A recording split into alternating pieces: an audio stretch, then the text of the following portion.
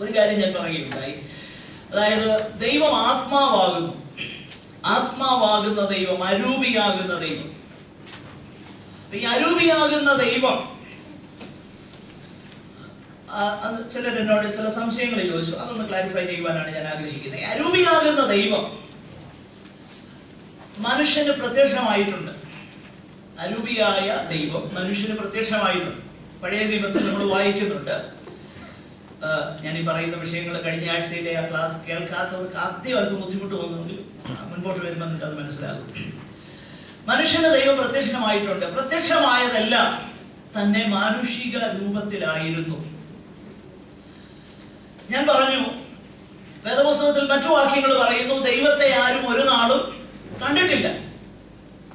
എന്നാൽ മറ്റു ചില വാക്യങ്ങളിൽ പറയുന്നു ഇവരൊക്കെ ദൈവത്തെ കണ്ടു, യഹോവയെ ഞാൻ കണ്ടു, നാം ദൈവത്തെ കണ്ടതുകൊണ്ട് നമ്മൾ മരിച്ചു പോകുമല്ലോ എന്നൊക്കെ ചിലർ എക്സ്ക്ലെയിം ചെയ്തു. അപ്പൊ അങ്ങനെയെങ്കിൽ ദൈവം കാണത്തക്ക നിലയിൽ മനുഷ്യർക്ക് പ്രത്യക്ഷമായ സംഭവങ്ങൾ ദൈവവചനത്തിൽ രേഖപ്പെടുത്തിയിട്ടുണ്ട്. അത് നിശ്ചയമായിട്ടും മാനുഷിക രൂപത്തിൽ ദൈവം പ്രത്യക്ഷമായി. ഒരു മൃഗത്തിന്റെ രൂപത്തിലൊന്നുമല്ല, മനുഷ്യന്റെ രൂപത്തിൽ. എന്നാൽ അതേ വേദപുസ്തകം പറയുന്നു ദൈവത്തെ ആരും ഒരു നാളും കണ്ടിട്ടില്ല. എന്ന് പറഞ്ഞാൽ ആത്മാവാകുന്ന ദൈവത്തെ, ആത്മാവെന്ന സാരാംശത്തിലും ആ മഹത്വത്തിലും ഇന്ന് വരെ ആരും എന്ത് ചെയ്തിട്ടില്ല, കണ്ടിട്ടില്ല. എന്നാൽ ദൈവം തന്നെ ശാരീരിക രൂപത്തിൽ വെളിപ്പെടുത്തുവാൻ ആഗ്രഹിച്ചപ്പോൾ ചിലർ ദൈവത്തെ എന്ത് ചെയ്തു, ആ രൂപത്തിൽ മാത്രം കണ്ടു. അതല്ല ദൈവത്തിന്റെ രൂപം.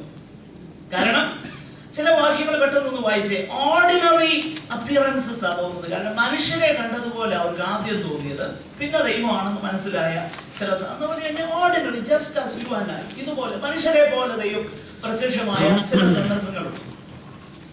നമുക്ക് ആ വാക്യഭാഗങ്ങൾ പെട്ടെന്നൊന്ന് വായിക്കാനായിട്ട് ആഗ്രഹിക്കുന്നു.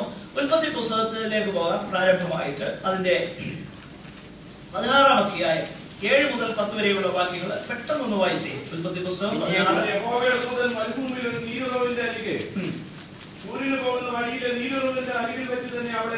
യെസ്, ഇതാ നമുക്ക് സംഭവമൊക്കെ അറിയാം. ഹാഗറിനെ കുറിച്ച് വായിച്ചു പെട്ടെന്ന്.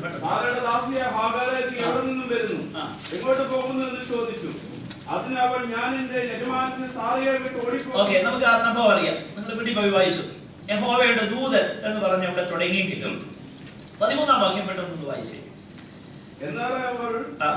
എന്നെ കാണുന്നവനെ ഞാൻ ഇവിടെയും കണ്ടുവോ എന്ന് പറഞ്ഞ് തന്നോട് അറിയിച്ചത് യഹോവയ്ക്ക് നോക്കുക. എന്നാലേ അവൾ, മുകളിൽ പറഞ്ഞേക്കുന്നയാളെ, അത് പ്രത്യക്ഷമായ വ്യക്തിയെ യഹോവയുടെ ദൂതൻ എന്ന് പറഞ്ഞു. പിന്നെ പറയുകയാണ്, എന്നാലേ അവൾ എന്നെ കാണുന്നവനെ ഞാൻ ഇവിടെയും കണ്ടുവോ എന്ന് പറഞ്ഞു. പിന്നെ അടുത്ത സെന്റൻസ്, തന്നോട് അരുളി ചെയ്ത യഹോവയ്ക്ക് ദൈവമേ നീ എന്നെ കാണുന്നു എന്ന് വർണ്ണിച്ചു. അപ്പോൾ ഒരു ഓർഡിനറി അപ്പിയറൻസ് ആണ് ഹാഗറിന് ദൈവം നൽകിയത്. അടുത്ത വാക്യത്തിൽ നമ്മൾ തിരിച്ചറിഞ്ഞു ആ അപ്പിയറൻസ് ആരായിരുന്നു, ദൈവമായിരുന്നു. അപ്പൊ മാനുഷിക രൂപത്തിൽ ദൈവം എന്ത് ചെയ്തു, പ്രത്യക്ഷമായി.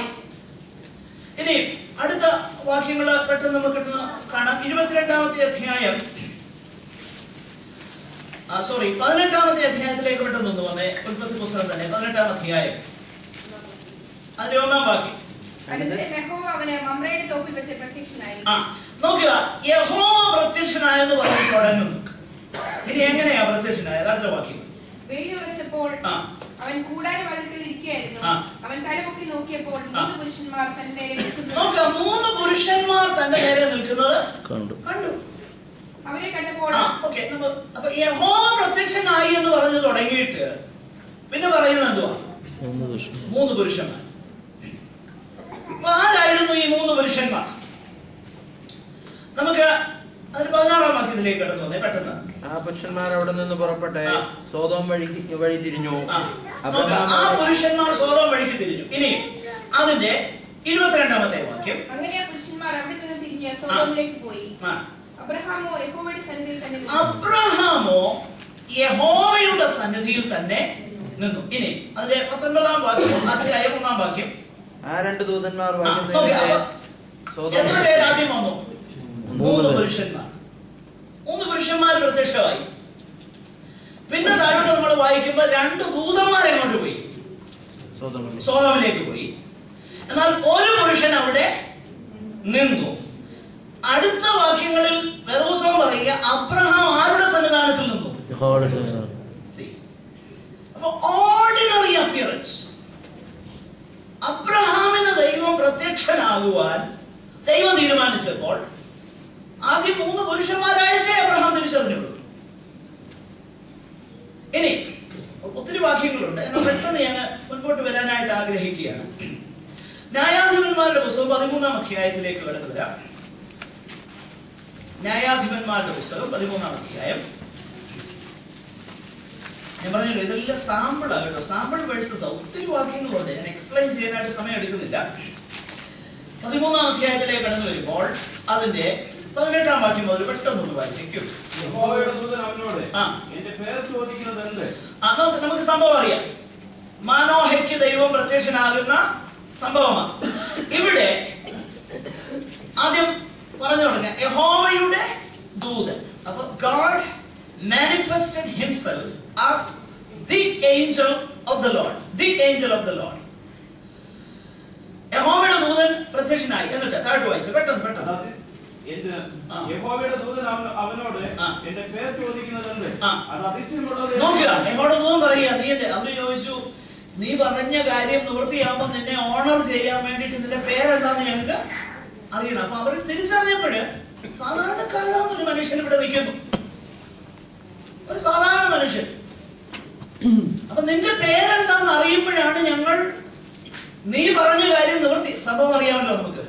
ഓക്കെ, നീ പറഞ്ഞ കാര്യം നിവൃത്തിയാകുമ്പോ നിന്നെ ബഹുമാനിക്കണമെങ്കിൽ നിന്റെ പേര് ഞങ്ങൾക്ക് അറിയണം. ഉടനെ ദൂതൻ പറയുക, എന്തിനാ എന്റെ പേര് ചോദിക്കുന്നത്? It is wonderful. ആകട്ടെ, താഴോട്ട് നമ്മൾ വായിക്കണം. അതിന്റെ 20-ാമത്തെ വാക്യം, 19-20 പെട്ടെന്ന്. അങ്ങനെ മനോഹ ഒരു പോരാട്ടിൻകുട്ടിയെ ഭോജനയാഗത്തെ കൊണ്ടുവന്ന് പാറമേൽ യഹോവയ്ക്ക് യാഗം കഴിച്ചു. യഹോവയ്ക്ക് യാഗം കഴിച്ചു. മനോഹയ്ക്കും ഭാര്യയും നോക്കിക്കൊണ്ടിരിക്കെ അവനൊരു അതിശയം പ്രവർത്തിച്ചു. അത്തിരാല യാഗപീഠത്തിന്മേൽ ആകാശത്തിൽ പൊങ്ങിയപ്പോൾ യഹോവയുടെ ദൂതൻ യാഗപീഠത്തിന്റെ ജാലിയോടുകൂടെ കയറിപ്പോയി. മനോഹയും ഭാര്യയും കണ്ട് സാഷ്ടാംഗം വീണു.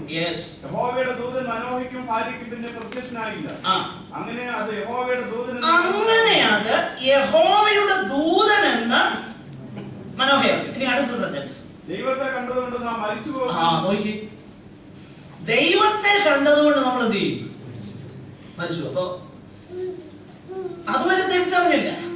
ഞാൻ പറഞ്ഞു വരുന്നൊരു സാരം, അദൃശ്യനാകുന്ന ദൈവം മനുഷ്യർക്ക് കാണത്തക്ക നിലയിൽ എന്ത് ചെയ്തു? പ്രത്യക്ഷനായി, മനുഷ്യനായിട്ട് പ്രത്യക്ഷനായി. എന്നാൽ മോശ കുറച്ചുകൂടെ വ്യത്യസ്തമാകുന്ന നിലയിലാണ് ദൈവത്തിന്റെ പ്രത്യക്ഷത ആവശ്യപ്പെടുന്നത്.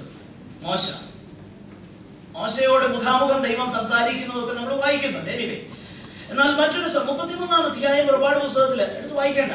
മോശ ആവശ്യപ്പെടുന്ന ഒരു കാര്യമുണ്ട്. ഞാൻ നിന്നെ അറിയുമാറാകട്ടെ, നിന്റെ തേജസ് എനിക്ക് കാണണം എന്നൊക്കെ പറഞ്ഞു. അപ്പൊ ദൈവം പറഞ്ഞല്ലോ, എന്റെ തേജസ് കണ്ടിട്ട് ജീവിച്ചിരിക്കാൻ പറ്റുകയില്ല. അതുകൊണ്ട് എന്റെ തേജസ്സിനെ നിന്റെ മുൻപിൽ കൂടെ ഞാൻ കടത്തിവിടും. നിന്നെ ഒരു പാറയുടെ പിളർപ്പിലാക്കി ഞാൻ എന്റെ കരം കൊണ്ട് മറയ്ക്കും. അവിടെ ഉപയോഗിച്ചിരിക്കുന്ന ആ പദപ്രയോഗവും ദൈവത്തിന്റെ പൂർണ്ണമാകുന്ന, അതായത് ദൈവം ആത്മാവാകുന്ന ആ സാരാംശത്തിലുള്ള പ്രത്യക്ഷതയല്ല. ഈ മാനോഹയും മറ്റുള്ളവരും കണ്ടതിനേക്കാളും അല്പം കൂടെ ഗംഭീരമാകുന്ന, തേജസ് ഉള്ളതാകുന്ന ഒരു പ്രത്യക്ഷത. നോക്കിയേ, അപ്പൊ ദൈവം മാനുഷിക രൂപത്തിൽ പ്രത്യക്ഷമായിട്ടുണ്ട്. അതുകൊണ്ട് തന്നെയാണ് ദൈവത്തിന്റെ കരത്തെ കുറിച്ചും ദൈവത്തിന്റെ കണ്ണിനെ കുറിച്ചും ദൈവത്തിന്റെ കാലിനെ കുറിച്ചും ഒക്കെ നമുക്ക് മനസ്സിലാകുന്ന ഭാഷയിൽ പഴയ നിയമത്തിലും പുതിയ